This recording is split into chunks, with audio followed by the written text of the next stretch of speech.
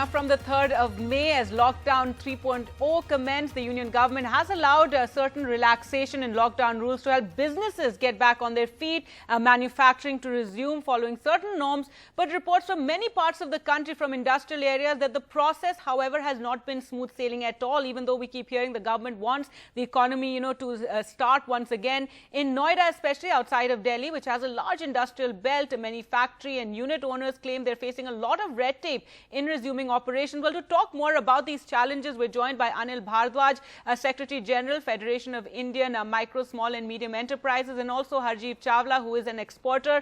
Sir, first to you, Mr. Anil Bhardwaj, if you could tell us what are the reports that you're getting, what are the challenges being faced, because there are a lot of rules now that have to be followed, a lot of forms that have to be filled.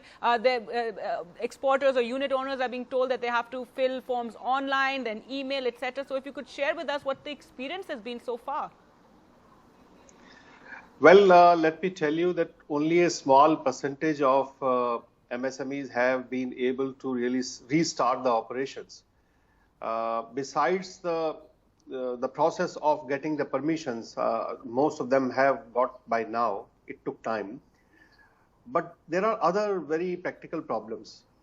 For example, NCR as a region, it acts as a mega cluster, and different districts of Haryana, Delhi and Uttar Pradesh, they act in unison to produce goods and services. But the problem is, because most of them are in lockdown, and not only in the lockdown, the NCR has been barricaded and the borders sealed. Yes. So the movement itself of the goods and services have been very badly hampered. Most of the people, officers, for example, are living in Gurgaon. They can't come to Delhi. People living in Delhi can't come to Noida, and so on and so forth. Another thing is that the major markets of Delhi, like Sadar Bazaar, Chavdi Bazaar, these are the markets that provide the raw material, parts and components, jigs and fixtures to the manufacturing enterprises across these 5-6 districts adjoining Delhi. And that being closed, I mean, those parts and components are not available. Let's face it, the manufacturing is in an ecosystem, If all those parts are not functioning, the normalcy would not return. All right. And Harjeev Chawla, if you could share your experience with us in trying to reopen your unit, because when we're talking about, reopening industry, getting the economy, the wheels of the economy moving, remember, we're also talking about people's livelihoods, not just the unit owners, but everybody employed by them. So, Harjeev, if you could share your experience since May 3rd in trying to get your unit going. Good morning, Gargi. Thank you and NDTV for giving me this opportunity to speak about exporters, especially in Noida, facing difficulties opening up their units.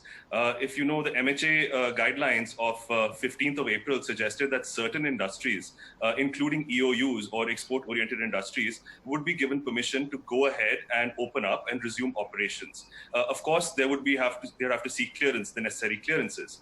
3rd of May, UP government as well corroborated this and said, yes, the EOUs would be allowed to operate again. However, you have to not be in a containment zone, and you have to also prescribe to certain norms for prevention of COVID for your workers and your workplace.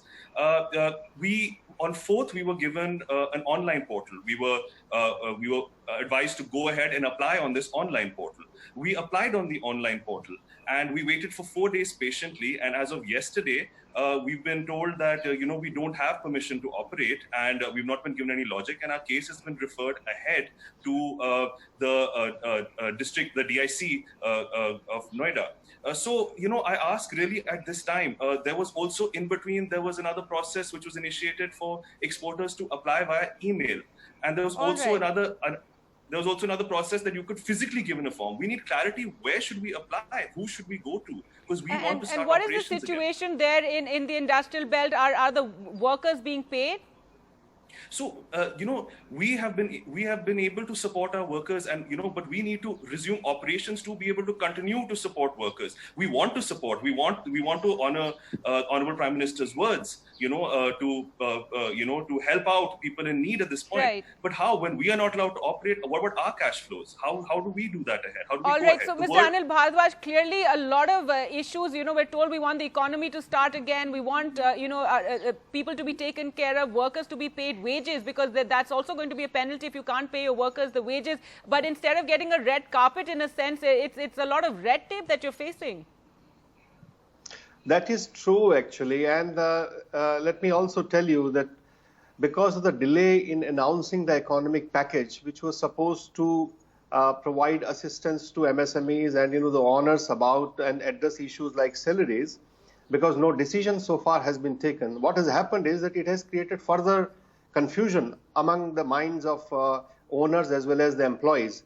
And I would say that the delay is costing us dearly, and that is one of the reasons why now the workers are leaving the industrial estates, because the assurances are not coming either from the employers nor from the government.